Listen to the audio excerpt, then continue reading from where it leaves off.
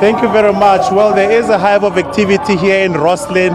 We were just at a factory just now called Praga, where there were allegations that the factory is actually prioritizing undocumented foreign nationals for employment. In fact, the allegation was that over 50% of their workforce at Praga is actually more than South African nationals. But from what we heard, the HR manager from that particular factory was saying that those allegations were not true.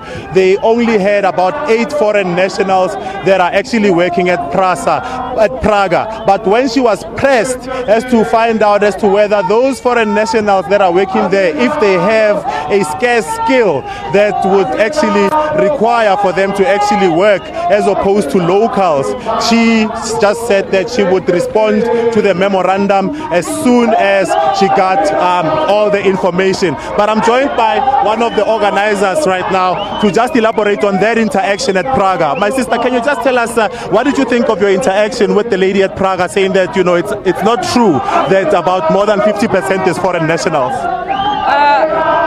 Currently, there's really nothing much we can say or do about it. However, we have to give them a chance to go back to the... Put South Africa first.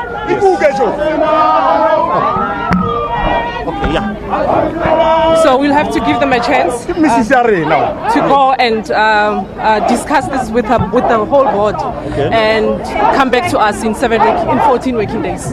Oh, okay. And we understand that, there are concerns about this industrial area that, there's mostly foreign nationals that are working, especially at the areas that you've targeted that you are going to inspect or to give their memorandum of understanding. What's your reaction to that? Yes, of course. We have received many complaints regarding companies that are based here in this industrial side, and the issue and concern is that companies are employing foreign nationals on non-res skills jobs, which is unlawful.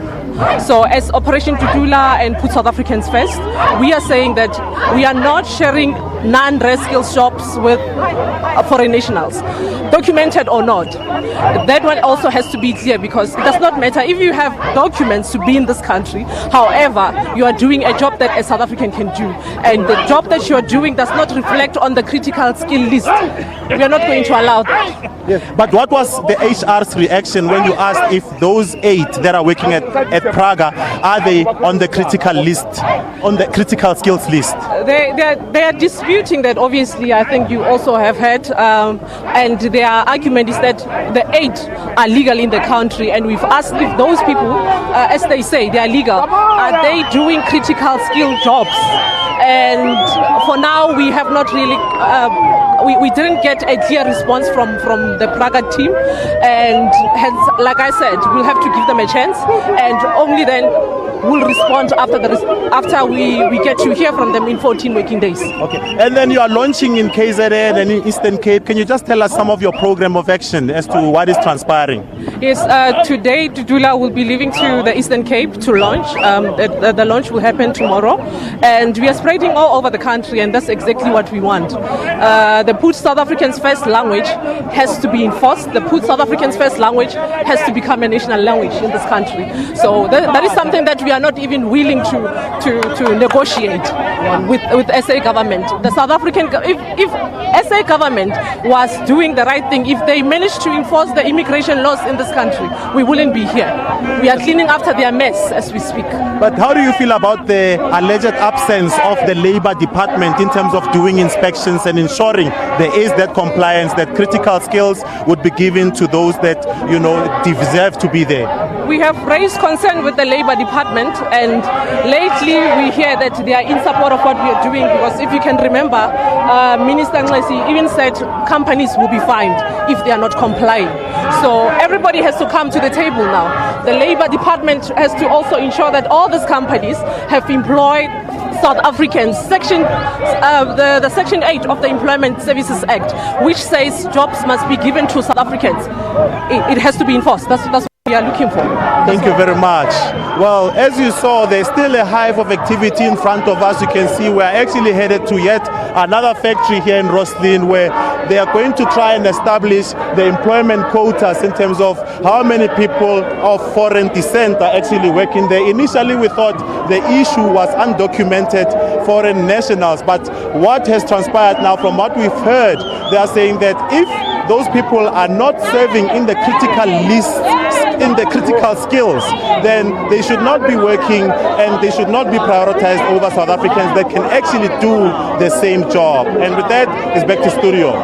Ofentse, I don't know if you can still hear me, but ordinary citizens allowed to go to any place of work to do these inspections that the Department of Employment and Labour should be doing? I struggled to hear you there. Can you just ask again there? Yeah. Can ordinary citizens, like the Operation Dudula members, do they have the right to go to employers like those factories that they're visiting right now and go and ask about the particulars of people that they employ? Is that their right? Are they able to do that? And isn't that really the domain of the Department of Employment and Labour? From what we've heard when we were speaking to the police minister, basically what he was saying was that there is something that's called a citizen's arrest. So if there is someone who's contravening the laws of South Africa, then the citizens themselves of South Africa are able to do what is called a citizen's arrest, where there is contraventions of the rules themselves. This was coming from the police minister when he was briefing the media some time back, which was a question that was posed by members of the media themselves. So that's the guise that they are using to say that no, in as much as once there's contraventions of law of laws, then the citizenry is able to do that. Citizens are.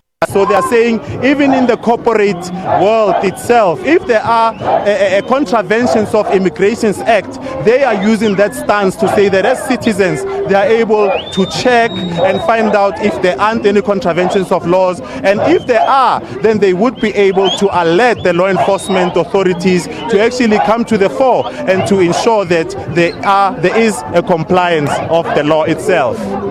Thanks very much, Ofentse, for that report. My colleague there, Ofentse Setimo, reporting from Pretoria.